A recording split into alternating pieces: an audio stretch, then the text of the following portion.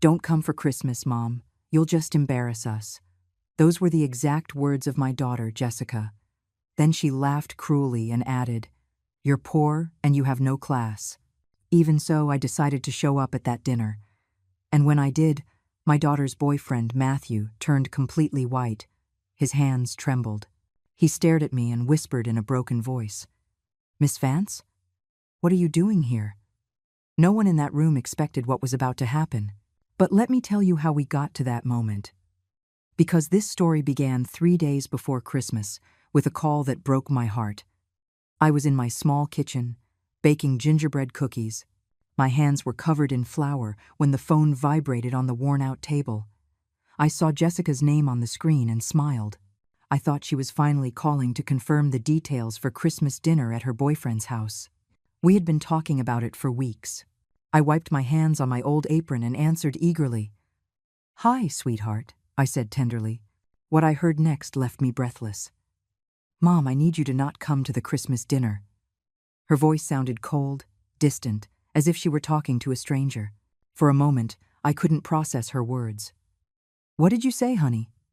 I asked, confused, feeling that something terrible was coming. She sighed with impatience, as if annoyed at having to explain something so obvious. I said, "Don't come.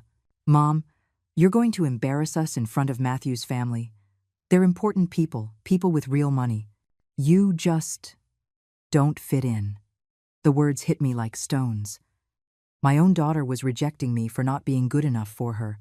I felt my legs tremble. I leaned against the kitchen counter as I tried to understand what was happening. "Why would you say that, Jessica?" I whispered. My voice came out broken, almost inaudible. I couldn't believe that my little girl, the daughter I had raised alone after being widowed 20 years ago, was saying these things to me. She let out a dry laugh that chilled my blood. "Mom, please, don't act surprised. Look at how you live. That tiny apartment in a rundown neighborhood. Your clothes that look like they're from a thrift store. That old car that should be in a junkyard. Matthew's family has mansions in the Hamptons. They travel on private jets. They wear designer labels. I can't let them see you and think I come from poverty." Every word was a knife straight to the heart. I tried to defend myself, to remind her of everything I had sacrificed for her. "Jessica, I always worked hard to give you everything you needed. You never lacked food, clothes, or an education. You were always my priority." My voice was breaking as I spoke, tears beginning to blur my vision. But she cut me off without mercy. "That's exactly the problem. Mom, you worked like a laborer your whole life, and you're still poor. You have no class, no elegance. You don't know how to behave in high society circles. Matthew's family are millionaire entrepreneurs. His father has connections with politicians and celebrities. Can you imagine how embarrassing it would be for me if you showed up there with your worn-out shoes and your accent?" I sank into the kitchen chair. The cookies in the oven were starting to burn, but I didn't care. My whole world was collapsing. How had it come to this? When had my daughter turned into this person who despised her own roots? "Jessica, I'm your mother," I said in a broken voice. "I don't care about that family's money. I just want to be with you for Christmas." She sighed in frustration. "That's precisely why you can't come." "Mom, why don't you care about money? Why don't you understand how that world works? I've spent years building an image in front of Matthew and his family. I told them I come from a wealthy family, that I had a private education, that we traveled through Europe when I was a kid. If you show up, my whole story falls apart." The words hit me like a punch. My daughter had been lying about me, ashamed of our life, inventing a false history to fit into a world that wasn't ours. "You lied about me?" I asked in disbelief. "You told them your life was different?" Jessica showed no trace of remorse. "I had to, Mom. Matthew would never have looked at me if he knew the truth. He's used to sophisticated women who know about expensive wines and European art. I had to completely reinvent myself to be at his level. And now that I'm finally where I want to be, I'm not going to let you ruin it." I closed my eyes, feeling a deep pain in my chest. This wasn't my daughter. The one who used to help me cook on Sundays, who said I was her hero, was gone. In her place was a cold woman who valued appearances more than her own mother's love. I tried one last time to connect with her. "Jessica, True love isn't based on lies. If Matthew really loves you, he'll accept you just as you are, with your real story. You don't need to invent anything. But she cut off my argument with a bitter laugh. Oh, Mom, you're so naive. That's not how the real world works. Important people don't mix with common people. And I'm not common people anymore. There was a heavy silence. Then she added in a definitive tone. Besides, I already told everyone you're sick and can't travel. So please don't show up. Stay in your apartment, watch TV, do whatever. But don't come and ruin my chance to belong to this family. And she hung up. I sat there in that tiny kitchen, phone in hand, the smell of burnt cookies filling the air. Tears streamed down my cheeks unchecked. I had raised that girl alone, sacrificing everything for her. I worked double shifts. I skipped meals so she could eat well, wore old clothes so I could pay for her college. And this was how she repaid me. With rejection, with shame, with lies. Night fell on my apartment. I stayed in the dark, without turning on the lights, just letting the pain wash over me. I looked around my little home. The walls needed painting, the furniture was old but functional, the carpet was worn in places. It was humble, yes, but it was mine. I had earned it with my own effort, without asking anyone for anything. The next day, I received a text from Jessica. It was a photo of her in an expensive silver dress, posing in what looked like an exclusive boutique. The text said, "This is for people with style, Mom. I wish you understood the difference."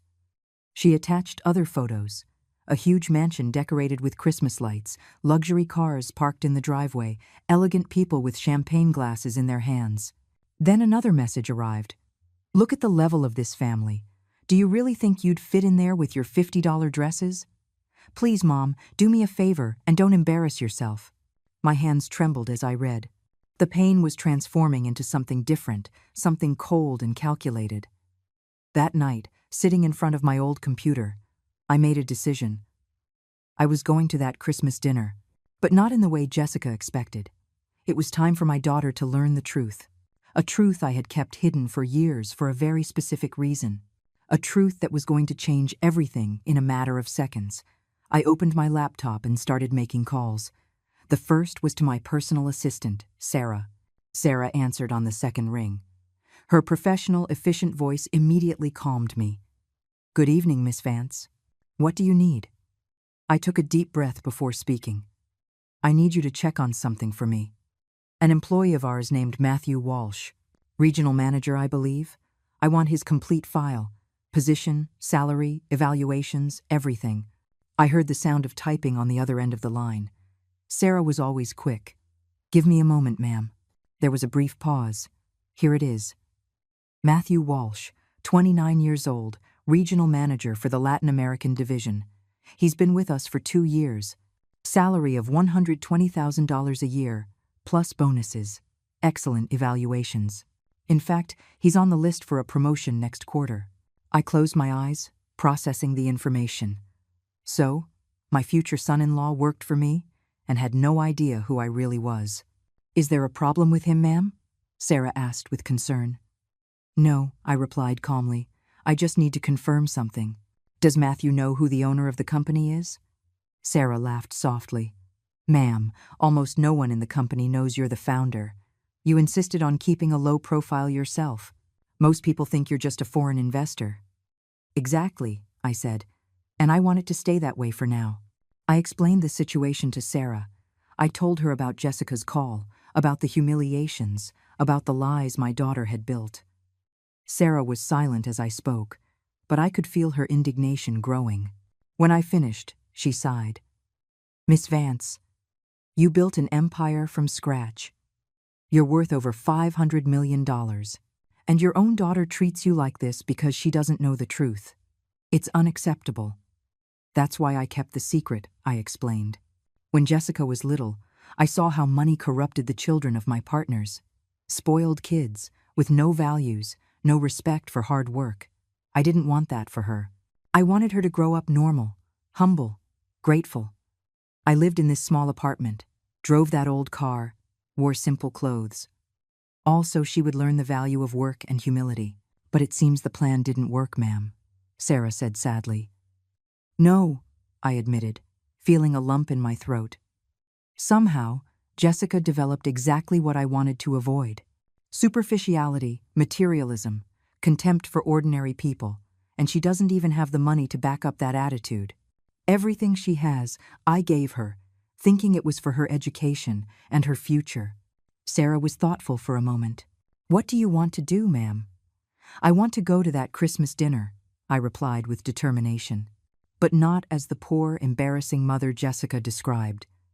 I want to go as who I really am, and I want Matthew to discover that his girlfriend has been lying to him about everything. I heard a smile in Sarah's voice. I understand perfectly. What do you need me to prepare? I gave her specific instructions. I want the corporate car, the black Mercedes. I want you to book an appointment at the most exclusive salon in the city for tomorrow. Hair, makeup, manicure, everything. I need a designer dress. Something elegant but not flashy. Pearl gray or champagne, nothing gaudy.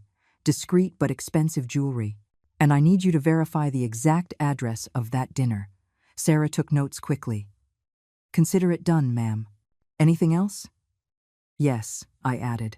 I want you to contact Arthur Harrison, the investor who was interested in expanding our operations. Tell him I have a proposal to discuss and that I'd like him to accompany me to a social event on the night of December 24th. Sarah paused.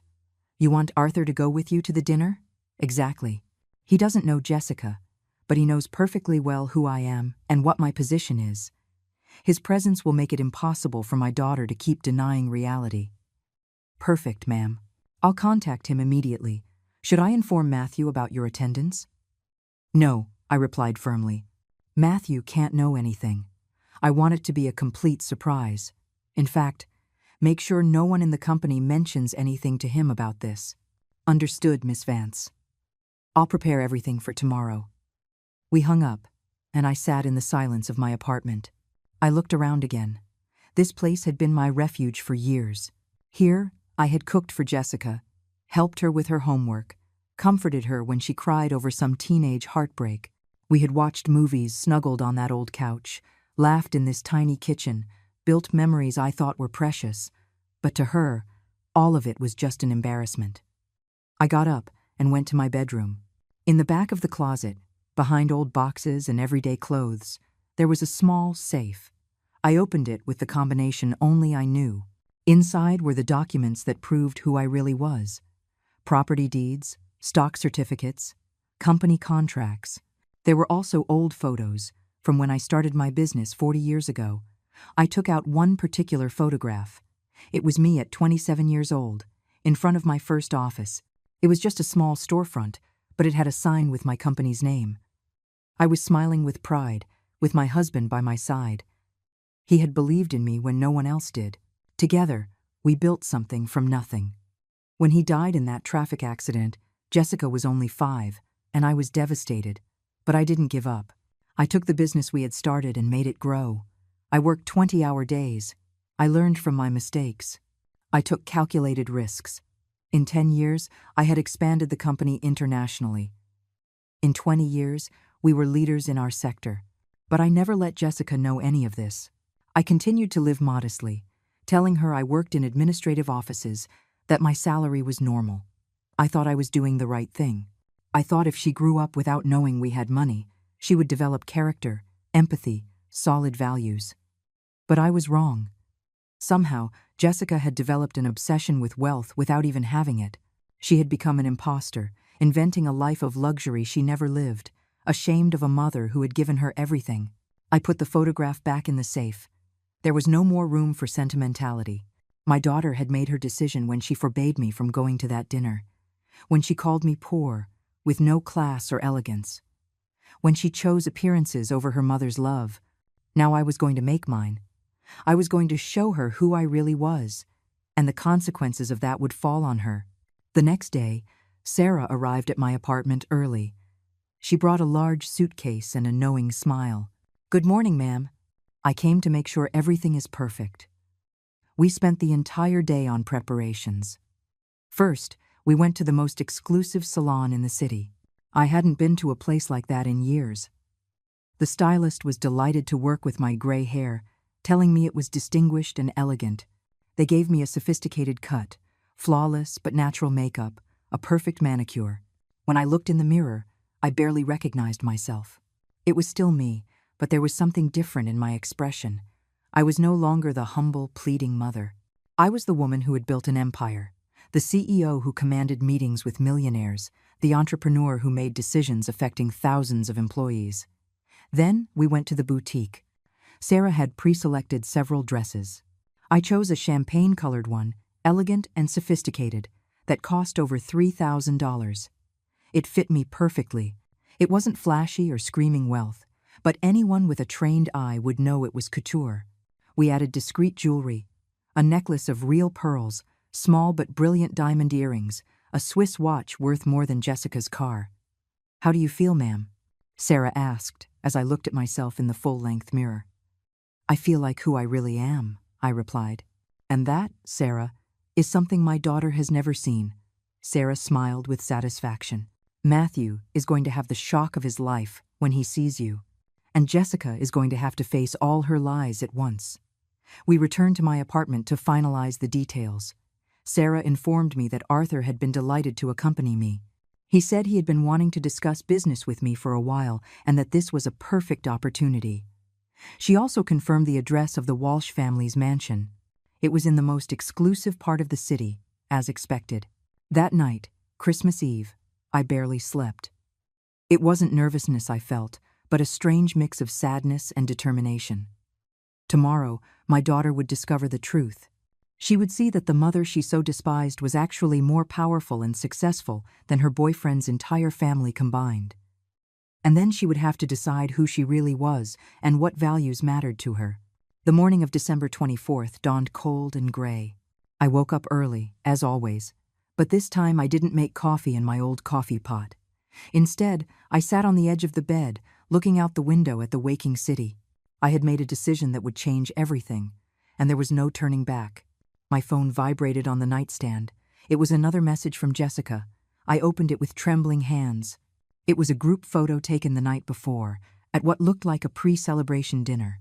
Jessica was in the center, radiant in a silver dress that had probably cost a fortune. Money I had given her, I thought bitterly. Beside her was Matthew, tall, handsome, smiling with the confidence that privilege provides. Around them were elegant people, all holding glasses and wearing expressions of satisfaction. The text under the photo said, "This is what you missed, Mom. Real people, with education and class. Good thing you didn't come to ruin it." Then she had added another message. "By the way, I told Matthew you're very sick. He felt so sorry for you. He says he hopes you get well soon." Ironic, right? He has more compassion for you than I do, and he doesn't even know you. I closed my eyes, feeling a pang of pain. My daughter had not only excluded me, she was reveling in my absence. She was celebrating having kept me away, as if I were an embarrassment she had successfully hidden. I replied with a simple message. "Have a wonderful Christmas, dear. See you soon." She didn't even answer. I spent the morning emotionally preparing for what was to come. I wasn't seeking revenge, although I admit there was some poetic justice in all this. What I really wanted was for Jessica to face reality, for her to see the consequences of her lies, for her to understand that a person's worth isn't in their outward appearance, but in their character and their real achievements. At 3 o'clock in the afternoon, Sarah arrived with the full team. She brought the stylist, the makeup artist, and even an image consultant. "We're not leaving anything to chance, Miss Vance," Sarah said with determination. "When you walk into that mansion, everyone will immediately know they are in the presence of someone important." We spent 2 hours on preparations. Every detail was meticulously attended to. The champagne-colored dress fit me like a glove.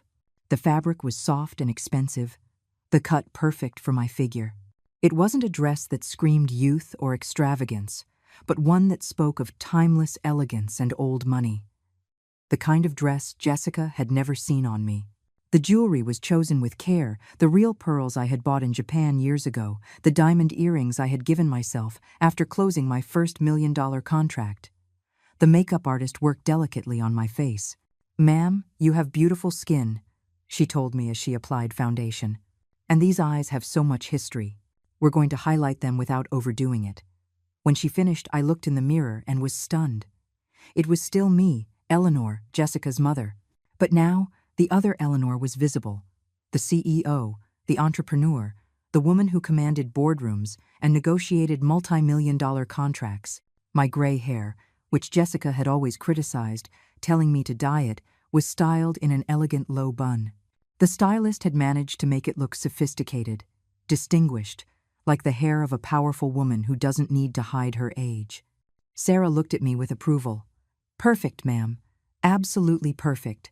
Jessica won't be able to believe her eyes. At 6 o'clock in the evening, the black corporate Mercedes arrived in front of my building.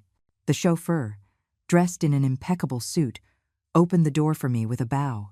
"Good evening, Miss Vance. It's an honor to drive you tonight." I settled into the leather back seat, feeling the contrast with my old, barely functional car. This was my real world, the one I had kept hidden for so long. Arthur was waiting for me in the lobby of his hotel, one of the most luxurious in the city. When he saw me get out of the car, he smiled broadly. "Eleanor, you look radiant. I haven't seen you in full CEO mode in ages." "It's always a pleasure, Arthur," I replied, shaking his hand. "Thank you for joining me tonight." He chuckled as he got into the car. "Are you kidding? A dinner at an exclusive mansion with the sharpest woman in business I know, and there's family drama involved? I wouldn't miss this for the world." During the drive to the mansion, Arthur updated me on some pending business. We talked about investments, expansions, future projects. It was refreshing to talk about these things, to remind myself who I really was beyond the role of a rejected mother. Arthur was a man in his 60s, successful, respected in the financial world. His mere presence would validate my position to anyone who didn't know me. "Eleanor, can I ask you something personal?" Arthur said after a while. "Why did you keep your identity hidden from your daughter all these years?" I sighed, looking out the window at the streets decorated with Christmas lights. "Because I saw what money did to rich kids, Arthur. It made them empty, superficial, unable to value anything. I wanted Jessica to grow up with her feet on the ground, to know the value of hard work." "And did it work?" he asked softly. I shook my head. "No." Somehow, without having money, she developed all the flaws of rich kids. The obsession with appearances, the contempt for ordinary people, the need to belong to exclusive circles. And the worst part is, she built it all on lies. She lied to her boyfriend about who she is, about where she comes with, and now she rejects me for not fitting into her fantasy. Arthur placed his hand on mine in a paternal gesture. "Tonight is going to be hard on her, Eleanor. Are you sure you want to do this?" I looked him directly in the eyes. "Arthur, my daughter told me I was poor, with no class or elegance. She forbade me from coming to her Christmas dinner because she considered me an embarrassment. I think it's time she learned an important lesson about judging people by their appearance." He nodded in understanding. "Then let's give her a night she'll never forget." The car began to climb an exclusive hill, where there were only huge mansions separated by perfectly manicured lawns. This was the area where Matthew's family lived. Old money, pedigree, the kind of people Jessica so admired and desperately wanted to belong to. Finally, we arrived in front of an impressive mansion.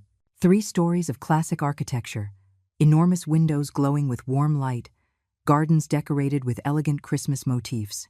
There were several luxury cars parked in the driveway, Mercedes, BMWs, even a Bentley. The kind of wealth display that Jessica loved. My heart began to beat faster. The chauffeur opened my door, and Arthur got out the other side, coming around the car to offer me his arm. "Ready?" he asked. I took a deep breath. "Ready." We walked toward the main entrance. A butler opened the door before we even rang the bell. "Good evening," he said in a professional voice. "Do you have an invitation?" Arthur smiled with that confidence only money and power can give. "We are last-minute guests, Miss Eleanor Vance and Arthur Harrison." The butler checked a list and looked confused. "I don't see you on the list, sir." Arthur pulled out his business card. "I believe if you mention these names, the family will be delighted to receive us." The butler glanced at the card, clearly recognizing Arthur's name, which frequently appeared in financial magazines. He gave a quick bow. "Allow me to check with the hosts. One moment, please." As we waited in the luxurious foyer, I heard laughter and music coming from inside. A mix of soft carols and lively conversation. My daughter was in there, enjoying her charade, convinced she had succeeded in keeping me away from her perfect life. She had no idea her world was about to collapse. The butler returned, accompanied by an elegant, older man in his mid-60s. He must have been Matthew's father. "Good evening," he said with a cordial but cautious smile. "I'm Richard Walsh. How can I help you?" Arthur extended his hand. "Arthur Harrison, entrepreneur and investor. This is Eleanor Vance, a very important associate of mine. We came to greet Matthew. He's one of our most valued employees." Richard's expression changed immediately. "Employees? You are my son's superiors at the company?" Arthur nodded. "That's right. We wanted to take the opportunity to meet his family and wish you happy holidays." Richard seemed genuinely honored. "Please, come in. Matthew has spoken wonders of the company. It's an honor to have you in our home." He led us toward the main salon.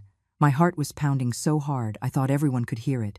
At any moment, I was going to see Jessica, and she was going to see me. Not as the poor, embarrassing mother she had forbidden from coming, but as the powerful woman I really was. The woman who, without her knowledge, paid for her lifestyle. The woman who was her boyfriend's boss. We entered the salon, and time seemed to stop. The room was spectacular. A gigantic Christmas tree touched the high ceiling, decorated with crystal ornaments and golden lights. There were at least 40 people, all elegantly dressed, chatting in small groups with champagne glasses in hand. Waiters circulated with trays of canapés that probably cost more than a full meal at a normal restaurant. Everything was exactly as Jessica had described it. Luxury, sophistication, money visible in every detail. Richard guided us toward the center of the room. "Allow me to introduce you," he said enthusiastically, raising his voice to get everyone's attention. "We have some very special guests tonight." The conversations gradually died down, and faces turned toward us. I felt dozens of eyes evaluating us. Arthur maintained his relaxed, confident posture, accustomed to this kind of attention. I held my head high, reminding myself that I had been in more intimidating situations. Negotiations with billionaires, presentations to international investors, meetings with powerful executives, and then I saw her. Jessica was standing by a huge fireplace, her silver dress shimmering under the lights.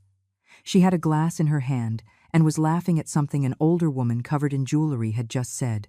When she heard her father-in-law to be calling for attention, she turned casually toward us. Her smile froze instantly. The color drained from her face as if someone had flipped a switch. Her eyes went wide. The glass trembled in her hand. Richard continued speaking, oblivious to my daughter's reaction. "This is Arthur Harrison and Miss Eleanor Vance, superiors of our dear Matthew at his company. They've come to share this special night with us." People began to murmur with interest. Arthur Harrison was clearly a recognized name in these circles. Several people immediately approached to introduce themselves, eager to make contact with someone of his caliber. But I only had eyes for Jessica.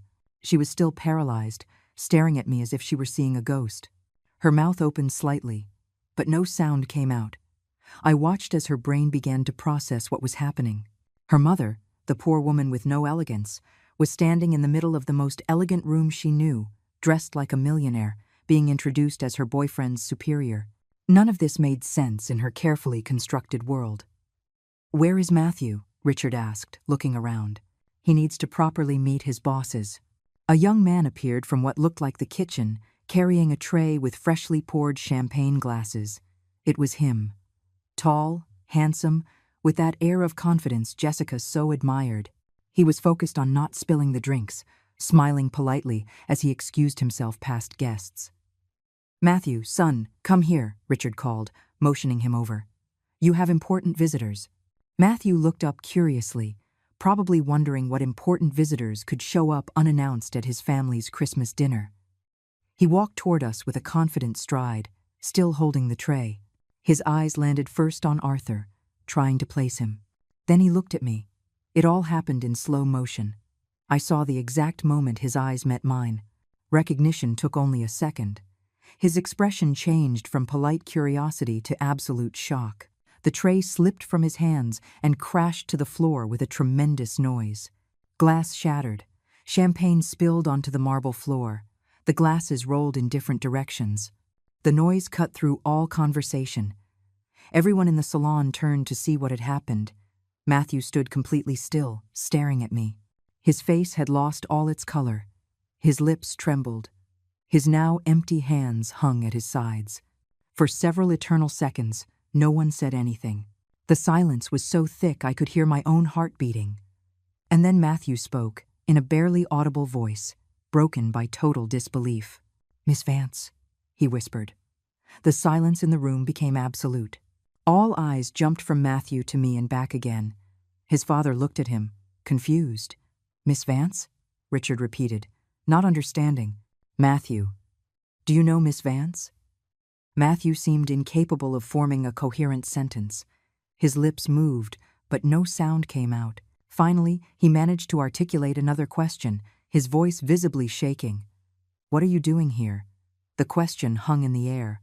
I maintained my serene, calm expression, though inside I felt a complex mix of emotions. This was the person my daughter had chosen, the man for whom she had rejected and humiliated me, and here he was, discovering that his girlfriend's insignificant mother was actually the founder and owner of the company where he worked.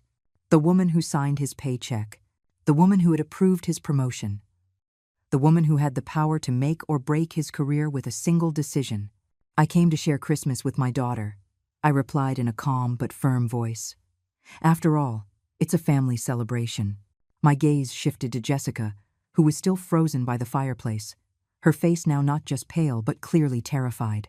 Matthew followed my gaze and turned toward Jessica. The confusion on his face was evident. "Your daughter?" he asked in a strangled voice. But Jessica told me her mother was very sick, that she couldn't travel. "What?" His voice trailed off as the pieces began to fit together in his mind. He turned back to Jessica, and this time there was something more than shock in his expression. There was doubt, suspicion, the beginning of a terrible understanding. Jessica finally reacted. She set her glass down on the mantelpiece with trembling hands and walked toward us with uncertain steps. Her face was a mask of absolute panic. "Mom," she said in a high-pitched voice, forcing a smile that looked more like a grimace of pain. "What a surprise to see you here. I thought you said you were sick." Her tone tried to be casual, but it was trembling visibly. Everyone in the salon was now watching us with barely disguised fascination. This was exactly the kind of drama that polite society pretends to despise, but secretly loves to witness. "I recovered," I replied coolly, "and I decided I wouldn't miss Christmas with my daughter for anything, especially when I found out where the celebration was." Jessica swallowed hard. Her perfect makeup couldn't hide the sweat that was starting to form on her forehead.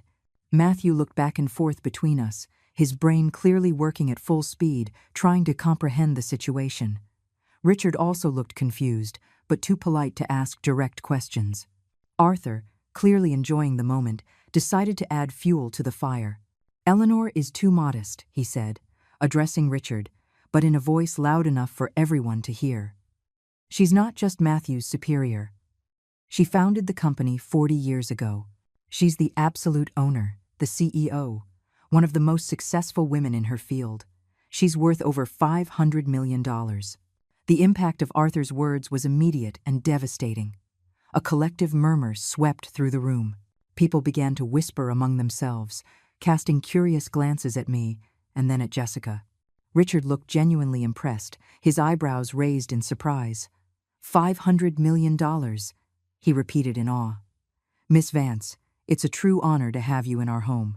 Matthew has told us about the company, but he never mentioned the founder would be present. "Because he didn't know," I replied calmly. "I've kept a very low profile for years. I prefer to let my work speak for me, not my name." My eyes landed on Jessica again. She looked on the verge of collapse. Her breathing was rapid and shallow. Her hands were clenching her silver dress, wrinkling the fabric. Matthew was staring at her with an expression that mixed confusion and something darker. Betrayal. Matthew finally found his voice. "Miss Vance, I don't understand." Jessica told me her mother worked in administration, that she earned a modest salary, that they lived in a small apartment. I smiled humorlessly. All of that is true, Matthew. I do work in offices, only they're my offices. I do live in a small apartment because I choose to, and my salary is modest compared to the total value of the company, though I suppose $120 million a year doesn't seem that modest to most. The number floated in the air like a bomb. $120 million a year. Several people gasped. Richard looked completely stunned. Even the waiters had stopped, forgetting their trays to listen to the unfolding drama. Jessica let out a strangled sound, something between a sob and a groan. Matthew took a step back, away from her, as if she were suddenly toxic. But Jessica told me, Matthew began, his voice trembling, that she came from a wealthy family, that she had studied in private European schools, that they traveled constantly when she was a child, that her late father had been a successful entrepreneur and that her mother had inherited properties. I nodded slowly. My husband was an entrepreneur. That part is true. We founded the company together. When he died, I continued his work and expanded it. And the private European schools? Matthew asked. His tone was no longer one of simple curiosity, but of confrontation. Jessica went to the public university here in the city, I replied without emotion. An excellent institution. By the way, I paid for every cent of her education, her apartment, her car, her clothes. I gave her everything she needed, but I never told her where the money truly came from. She believed I worked hard at normal jobs to support her. Matthew turned to Jessica with eyes full of contained fury. You lied to me? About everything? Jessica opened her mouth, but no sound came out. Tears began to stream down her cheeks, ruining her perfect makeup. Matthew continued, his voice rising. You told me your mother was a simple woman, uneducated, no class. You forbade me from meeting her because you said she was embarrassing. And it turns out she's one of the most successful businesswomen in the country, my boss. The guests weren't even pretending not to listen anymore. They were all watching the scene with morbid fascination. Richard tried to intervene. Perhaps we should discuss this in private, he suggested uncomfortably. But Matthew ignored him completely. No, Dad, this needs to be cleared up now. He looked directly at me. Miss Vance, why did you keep your identity a secret? Why live as if you had no money? Because I wanted my daughter to grow up with values, I replied in a firm voice. I wanted her to know the price of hard work, to value people for their character and not their bank account. I wanted her to develop empathy and humility. My gaze fixed on Jessica. But it seems my plan failed. Somehow, without having money, my daughter developed all the flaws of rich kids. Superficiality, obsession with appearances, contempt for ordinary people. Jessica finally found her voice, which came out as a desperate cry. It's not fair. You lied to me my whole life. You made me believe we were poor. Her face was red with fury and shame. I shook my head. I never told you we were poor, Jessica. I just didn't tell you we were rich. We lived modestly because those were the values I wanted to teach you. But you chose to be ashamed of that life. You chose to invent a false story. You decided your own mother wasn't good enough for your new life. Jessica was sobbing openly now. The other women in the salon looked at her with a mixture of pity and judgment. Arthur remained by my side, his silent presence a constant reminder of my true status. Matthew ran his hands through his hair, clearly overwhelmed. Miss Vance, I didn't know any of this. Jessica told me you were sick, that you couldn't come. If I had known who you really were. What? I interrupted him sharply. Would you have been more respectful? Would you have treated Jessica better? Matthew blushed deeply. No, I just don't understand why she lied. I looked at him steadily. Because my daughter learned to value people for their money and social position. And she was afraid that if you knew the truth about her humble origins, you would leave her. Matthew couldn't hold my gaze. Richard tried again to diffuse the situation. Miss Vance, I deeply regret this misunderstanding. Please, stay, and let's enjoy the dinner. We can talk about all this calmly. I smiled coolly. There's no misunderstanding, Richard. My daughter called me 3 days ago and forbade me from coming to this dinner. She told me, quote, that I was poor with no class or elegance, that I would embarrass her in front of you, that people like me didn't belong in places like this. The silence that followed was deafening. Richard looked at Jessica with obvious disbelief and disapproval. His wife, an elegant woman who had been watching from a distance, approached with a severe expression. "Is this true, Jessica?" she asked in an icy voice. "Did you say those things to your mother?" Jessica couldn't speak. She just wept, her body shaking with choked sobs. I continued, my voice calm but relentless. She told me not to come because her friends and her boyfriend's family were important people with real money, that I didn't fit into that environment, that my presence would ruin her carefully constructed image. I paused, letting the words sink in, and yet here I am. The woman she so despised turns out to be more successful than everyone in this room combined. Arthur added softly, and one of the most generous and ethical people I know in the business world. Eleanor could have lived in mansions and luxury her whole life. She chose humility to teach her daughter values. That is true, class. He looked at Jessica with disapproval. Class isn't bought in expensive boutiques or faked at elegant dinners. It's shown in how you treat people, especially those you believe are beneath you. Matthew finally spoke, his voice full of disappointment. "Jessica, is there anything else you told me that was a lie?" She looked at him desperately. "Matthew, I love you. Everything I did so you would accept me, so your family would accept me. I knew if I told them the truth about my background, they would never see me as your equal." He shook his head slowly. "The problem isn't your background, Jessica. The problem is that you lied. And worse, you rejected and humiliated your own mother out of shame." Matthew's mother stepped forward, her face a mask of disappointment and disgust. "In this family, we value honesty and respect above all else," she said firmly. "Jessica, to reject your own mother because you find her embarrassing is something I cannot tolerate. It doesn't matter how much money a person has or doesn't have.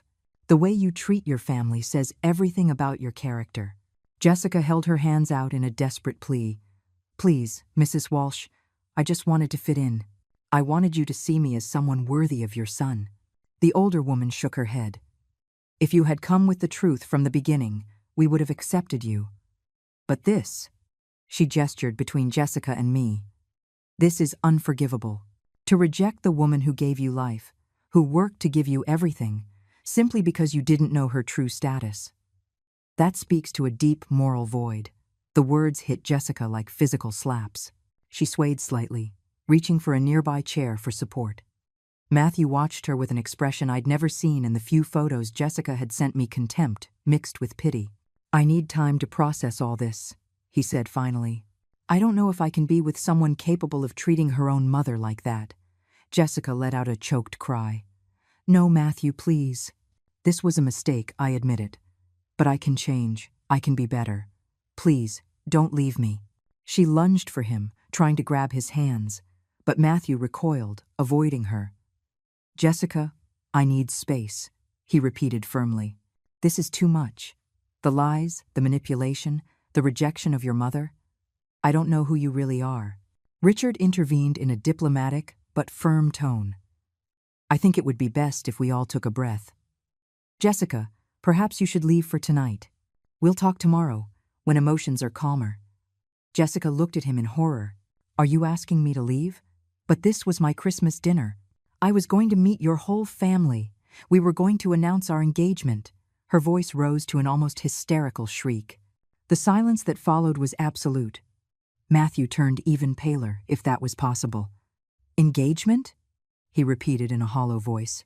"Jessica, I never said anything about marriage." Jessica realized too late what she had revealed. She had even invented that, another fantasy in her elaborate web of lies. I thought you wanted to," she began weakly, but her voice died at the look on Matthew's face. I watched all of this with a complex mix of emotions. Part of me felt a dark satisfaction at seeing Jessica's false world crumble, but another part, the part that was still her mother, felt a deep pain at seeing her suffer like this. Still, I knew this lesson was necessary. Jessica had gone too far. She had hurt too deeply. The consequences were unavoidable. Jessica finally turned to me, her face ravaged by tears and shame. Mom, she whispered, her voice broken. I'm sorry. I'm so sorry. I didn't mean those horrible things. I was scared. I was trying to protect my image. Please, forgive me. Her words sounded sincere, but also desperate. I wasn't sure if she regretted her actions or just being caught. I looked at her for a long moment. Everyone in the room held their breath, waiting for my response. Jessica, I said finally, my voice calm but cold. For years, I gave you everything you needed. I protected you. I educated you. I loved you unconditionally. And when you finally had the chance to show who you really were, you chose superficiality over substance. You chose lies over truth. And worst of all, you chose to reject your own mother out of shame. She was sobbing uncontrollably now. I know. I was terrible. I was the worst daughter in the world. But please, give me another chance. I can change. I promise. I shook my head slowly. This isn't about another chance, Jessica. This is about you finally seeing the consequences of your decisions. You built your life on lies, and now those lies are collapsing. That's not my fault. It's the result of your own actions. Arthur spoke in a serious tone. Jessica, your mother gave you the greatest gift a parent can give, the chance to grow up with real values, without the corruption that easy money brings. And you despised that gift. Worse, you despised the person who gave it to you. The real tragedy here isn't that you were caught, but that you never valued what truly matters.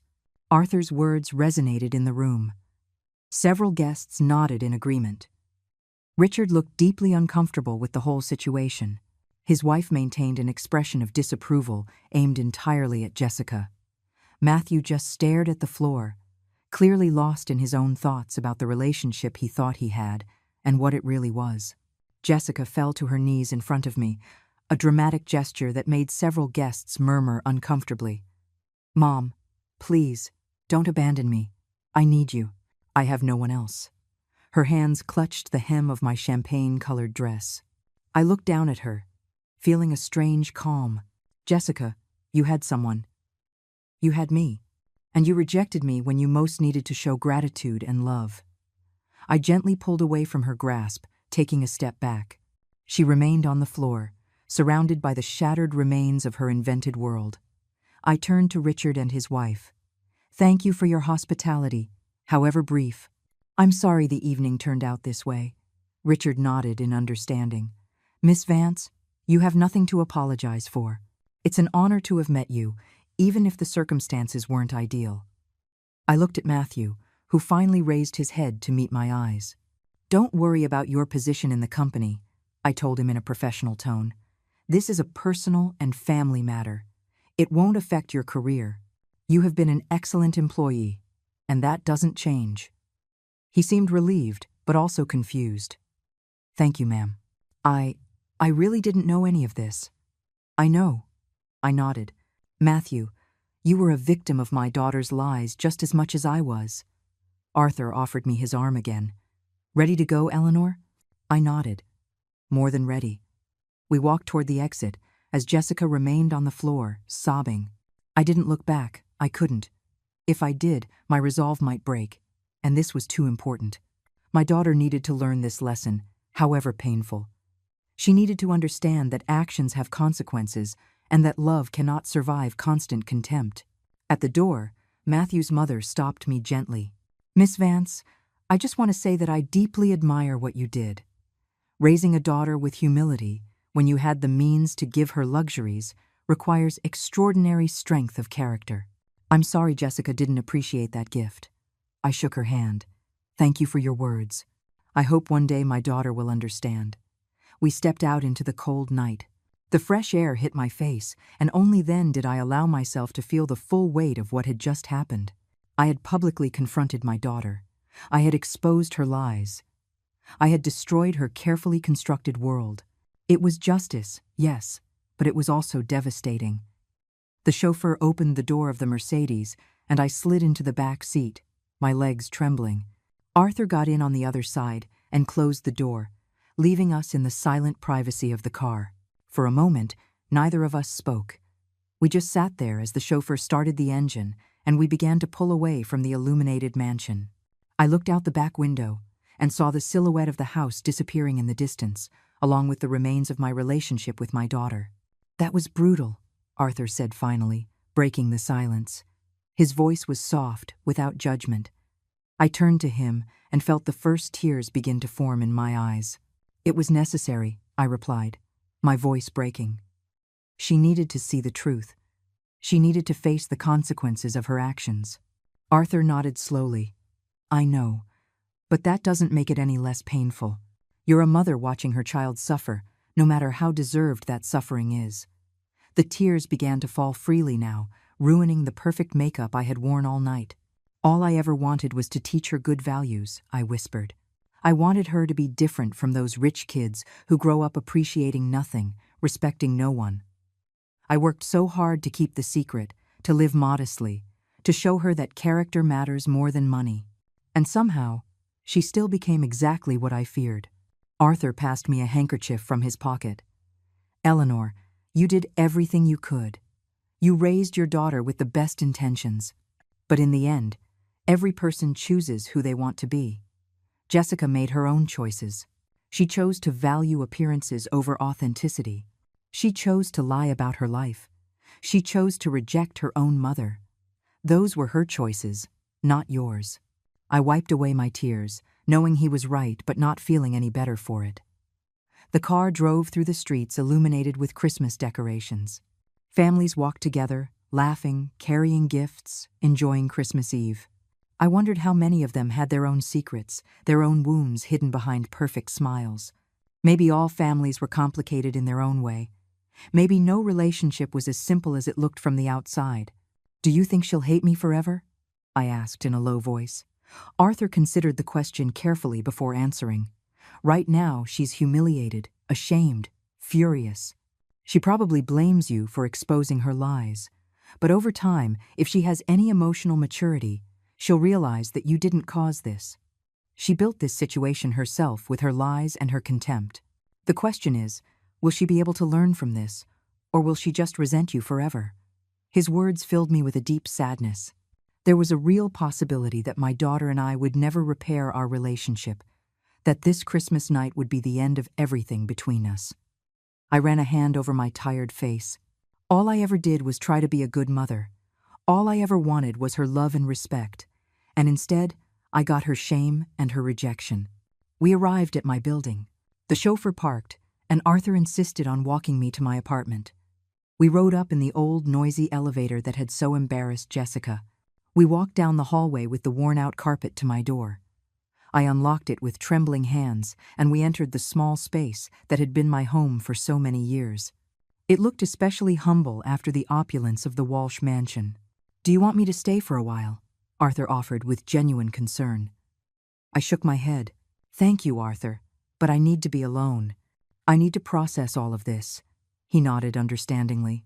"If you need to talk, no matter the hour, call me. You are an extraordinary woman, Eleanor. Don't let this situation make you doubt that." He gave me a brief hug and then left, leaving me alone in my silent apartment. I took off the expensive shoes and walked barefoot to my bedroom. The $3,000 champagne-colored dress suddenly felt like an uncomfortable costume. I took it off carefully and hung it in the closet, knowing I would probably never wear it again. I changed into my comfortable pajamas, the old cotton ones I had worn for years. This was the real me. Not the designer dress or the expensive jewelry, just a tired woman with a broken heart. I sat on the edge of my bed and finally allowed myself to truly cry. Deep, racking sobs shook my entire body. I cried for the lost relationship with my daughter, for the years of sacrifice that seemed to have meant nothing, for the Christmas that should have been joyful and familiar but had turned into a devastating confrontation. I cried until there were no tears left, until my body was simply exhausted. My phone vibrated at some point during the night. I ignored it. It vibrated again and again. Finally, with resignation, I took it from my purse. There were 12 messages from Jessica. I opened them with trembling hands and a racing heart. The first ones were furious. "You ruined my life. I hate you. I will never forgive you." Then they turned desperate. "Please answer. I need to talk to you. Mom, please." And finally, broken. I'm sorry. I'm so sorry. I don't know what to do. I didn't answer any of them. I had no words to give at that moment. I didn't know what to say to my daughter. Part of me wanted to run to her, hug her, tell her everything would be okay. But another part, the part that had been rejected and humiliated, knew that responding now would be a mistake. Jessica needed to feel the full weight of her actions. She needed time to truly reflect on what she had done. I spent Christmas Day alone in my apartment. I didn't turn on the small tree I had decorated with anticipation weeks ago. I didn't cook the special dinner I had planned. I just stayed in my pajamas, drinking tea and staring out the window at the city. Sarah called to check on me. I told her everything that had happened, and she listened patiently before saying, "You did the right thing, ma'am." It was painful, but necessary. The day after Christmas, Matthew called me on my direct line at the company. "Miss Vance," he began, his voice hesitant. "I wanted to apologize for the whole situation. I truly didn't know anything about Jessica's lies. If I had known you were her mother, I never would have allowed her to speak to you that way." I thanked him for his call but told him he didn't need to apologize. "You did nothing wrong, Matthew. You were deceived, just like everyone else." There was a pause before he continued. "I've ended my relationship with Jessica. I can't be with someone capable of that level of deceit and cruelty toward her own mother. She's been calling me constantly, but I don't want to talk to her." I felt a pang of sadness for my daughter. "Despite everything, I understand your decision," I told him, "and I respect your integrity." He sighed, audibly relieved. "Thank you for understanding, ma'am. And thank you for not letting this affect my job." The days passed slowly. Jessica continued to send messages, each one more desperate. She had lost her boyfriend, her fantasy of joining a rich family, her carefully constructed image. Everything had collapsed in a single night. Part of me felt compassion, but another part knew this was exactly what she needed to grow, to change, to finally develop the character I had tried to instill in her for years. A week after Christmas, I finally decided to answer Jessica. I sent her a simple message. "We can talk. My apartment. Tomorrow at 3 o'clock in the afternoon." Her reply came in seconds. "Yes, please. I'll be there. Thank you, Mom." I spent a sleepless night, mentally rehearsing what I would say, preparing myself emotionally to see her again. I didn't know what to expect. Would she be genuinely repentant or just desperate to get back what she had lost? At 3 o'clock sharp, the doorbell rang. I took a deep breath before opening the door. Jessica was standing in the hallway, and I barely recognized her. Her hair was uncombed, her makeup-free face had deep dark circles, and she was wearing wrinkled casual clothes. There was no trace of the glamorous woman I had seen at the mansion. She looked broken, vulnerable, small. "Hi, Mom," she whispered, her voice hoarse. "Come in," I said, stepping aside. She entered slowly, looking around the apartment as if seeing it for the first time. Her eyes rested on the photos on the wall, the old but clean furniture, the kitchen where she had spent so many afternoons making cookies with me when she was a child. "Want some coffee?" I offered, keeping my tone neutral. She nodded silently. I made 2 cups, and we sat on the worn-out couch, an uncomfortable space between us. Jessica held her cup with trembling hands. "I don't know where to start," she said finally. "I've spent this past week trying to understand how I got to this point, how I became someone capable of rejecting my own mother." I remained silent, waiting for her to continue. She took a shaky breath. "When I was in college, all my friends came from rich families. They lived in huge houses, traveled constantly, wore designer clothes. And I was always the poor girl in the group. I felt so inferior all the time," she continued, her voice breaking. "Every time they invited everyone to their houses except me. Every time they talked about their vacations in Europe while I was working on break to help with expenses. Every time they pulled up in their new cars while I took the bus, I was consumed with shame. And instead of being proud of everything you sacrificed for me, I was ashamed of our life."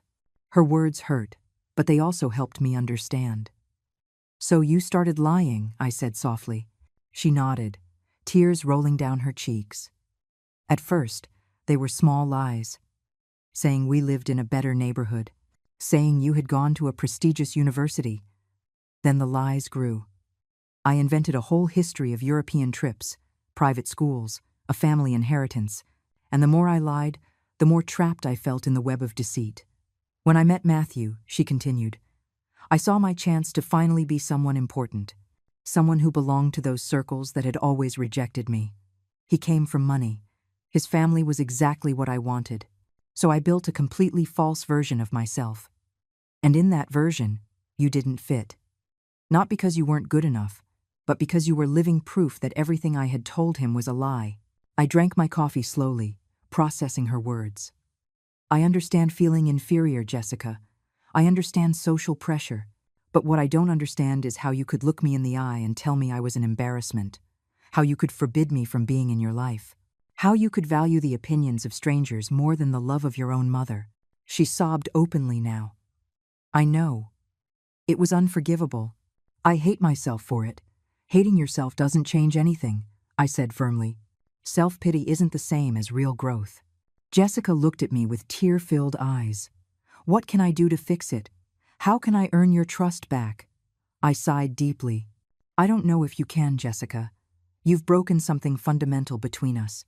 You rejected me at the very moment I needed to know my daughter loved me unconditionally.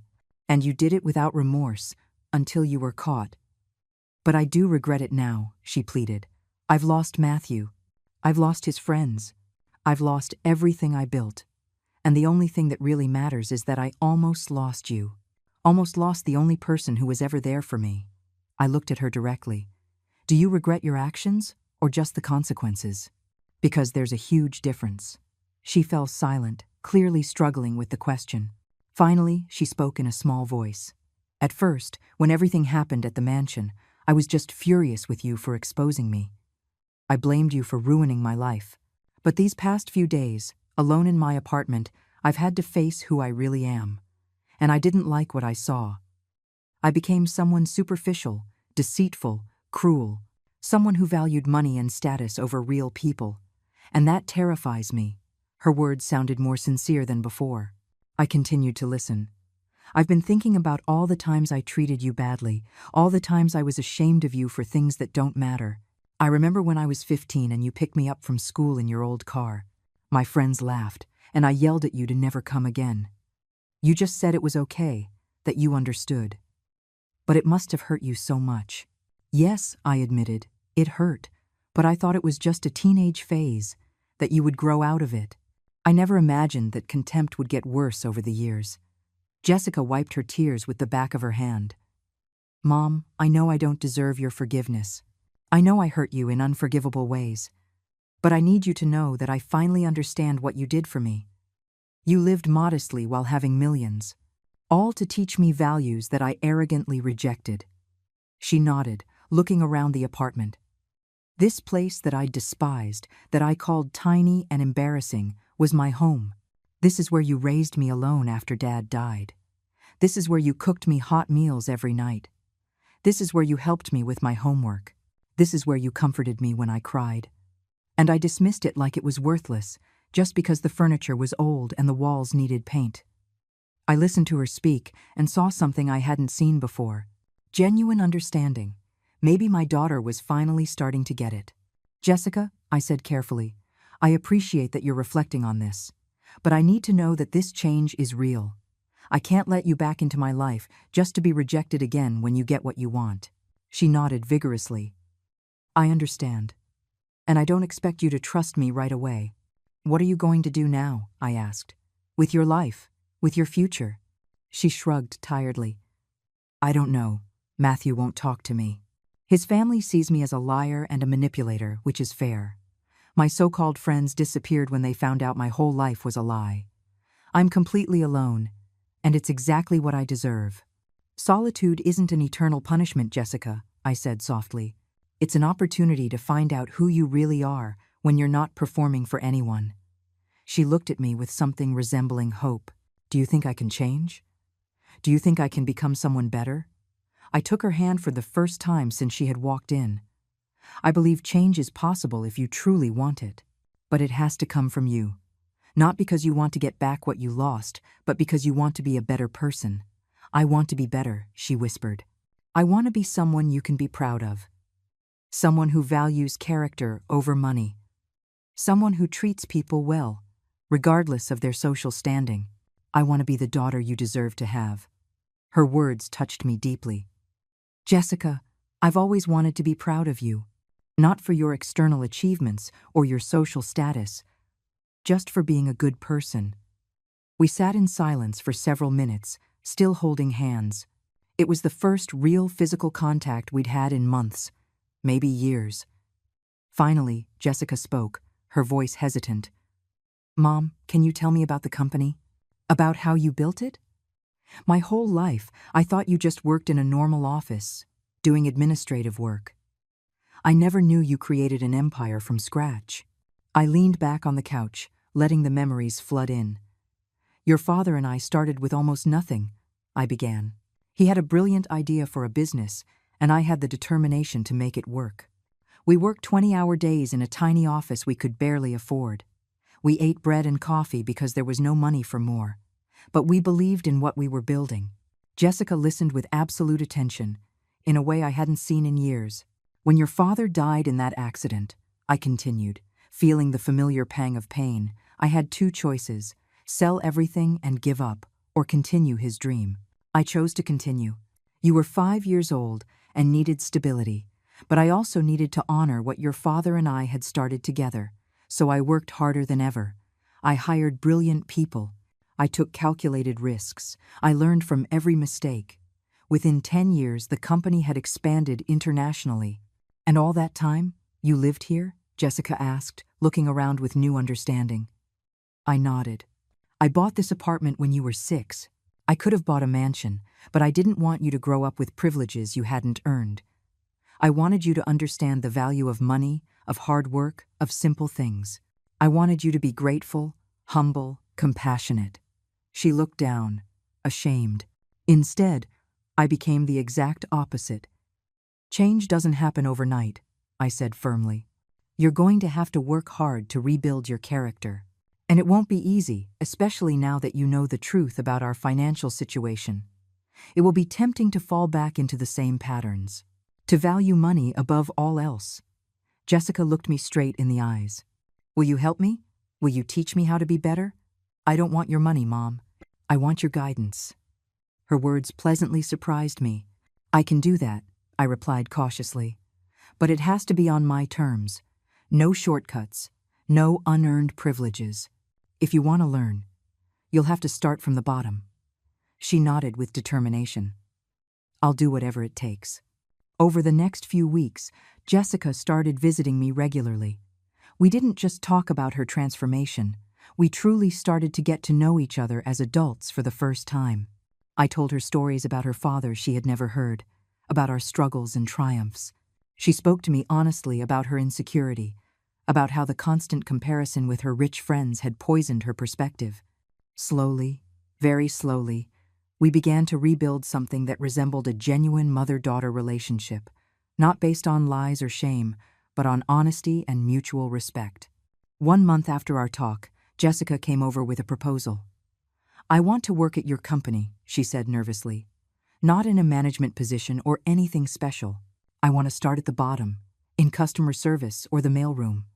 I want to earn my place like any other employee. I looked at her carefully, searching for signs that this was another manipulation. But her eyes showed sincerity. Are you sure? I asked. It will be difficult. People will find out you're my daughter eventually. Some will think you have unfair advantages, and others will treat you differently. She nodded firmly. I know, but I need to do this. I need to prove to myself that I can work hard and earn things. I don't want to live off your generosity without appreciating it anymore. I want to understand what it means to build something with my own effort. I smiled for the first time in weeks. Then I'll speak to human resources. Jessica started working at the company a week later. She was assigned a small cubicle in the customer service department, answering calls and resolving complaints. She received no special treatment. In fact, I asked Sarah to make sure her supervisors didn't initially know who she was. I wanted her to have the full experience of being a regular employee.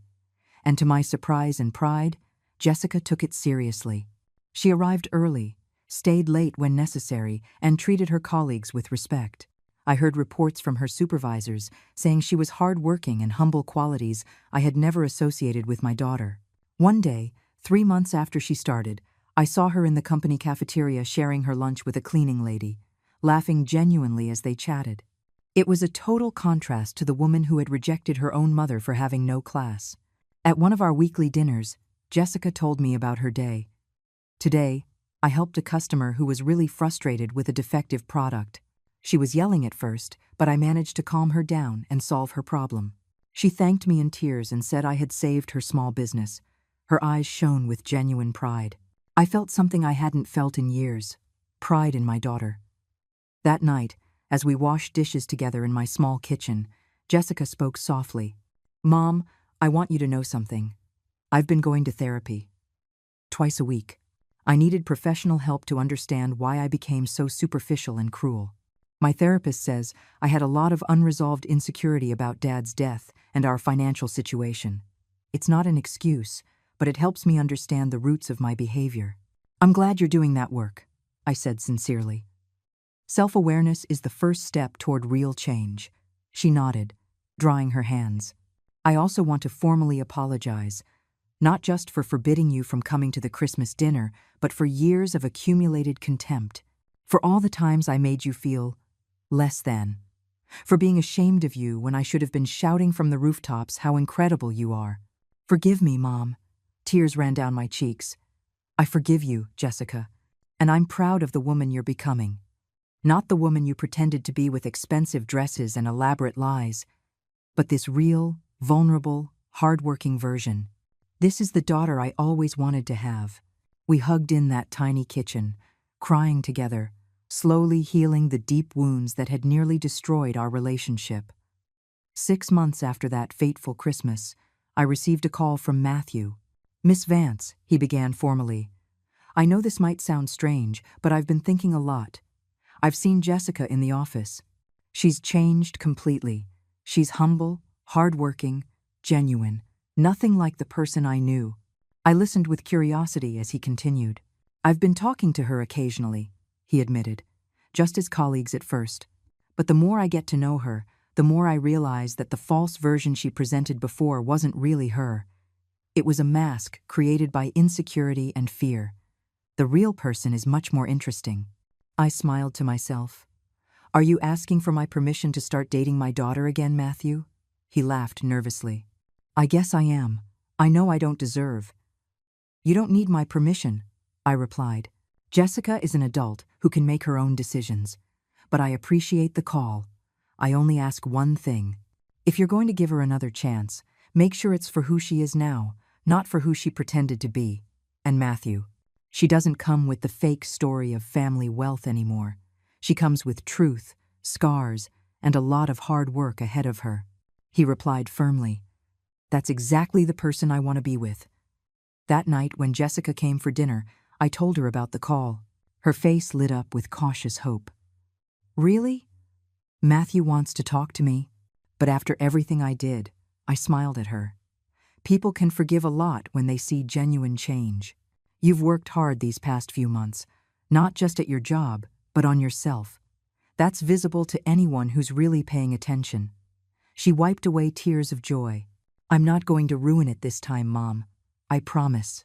1 year later, at Christmas, we hosted a dinner in my apartment. It was small and modest, but it was filled with real love. Jessica and Matthew arrived together, engaged again, but this time on a foundation of honesty. Sarah came with her family. Arthur showed up with expensive wine and funny stories. The table was crowded, the plates were mismatched, but the laughter was genuine. During dinner, Jessica stood up and asked for everyone's attention. "I'd like to make a toast," she said, her voice thick with emotion. "A year ago, I was in a luxurious mansion, living a lie, surrounded by people who didn't really know me. I rejected my mother because I thought visible wealth was more important than real love. I lost everything that night, and it was the best thing that could have ever happened to me," she continued, tears in her eyes. "Mom, you taught me the most important lesson of my life. That character is worth more than any bank account. That integrity matters more than appearances. And that true love, the unconditional love you gave me even when I didn't deserve it, is the greatest treasure there is. Thank you for not giving up on me. Thank you for showing me it's never too late to change." She raised her glass. To second chances, and to the love that forgives. We all toasted, tears in our eyes. I looked around my small apartment, at these people I loved, and I realized something fundamental. I had succeeded. Not in the way I planned, not without pain and nearly losing my daughter in the process. But finally, Jessica had learned that true elegance can't be bought. It's earned through actions. It's demonstrated with character. It's built with integrity. Some wounds break us, but some wounds set us free. That terrible Christmas, when my daughter rejected me as an embarrassment, almost destroyed our relationship. But it was also the catalyst I needed to finally show her the truth. Not just about my financial success, but about what really matters in life. The silence of true power will always be louder than the shouts of those who only pretend to have it. And in the end, the love that remains after all the masks have fallen is the only love worth keeping.